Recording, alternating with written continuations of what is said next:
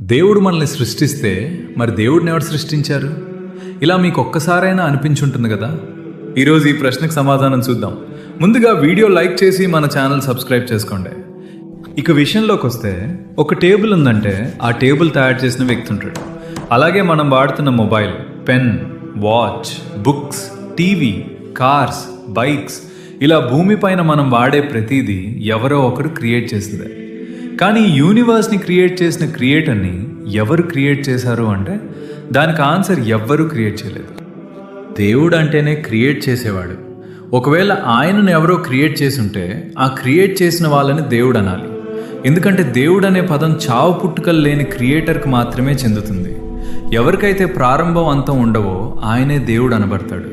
సమయం ప్రతిరోజు పాస్ అవుతూనే ఉంటుంది. దీనినే టైం లూప్ అంటాం.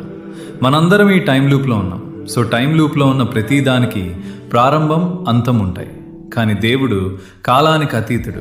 ఆయనకు ఆకలి లేదు, దాహం లేదు, మరణం లేదు, పుట్టుక లేదు. అందుకే బైబిల్ ఇలా చెప్తోంది. 90వ కీర్తన 2వ వాక్యం, పర్వతములు పుట్టక మునుపు, భూమిని లోకమును నీవు పుట్టింపక మునుపు, యుగ యుగములు నీవే దేవుడవు. Download ShareChat.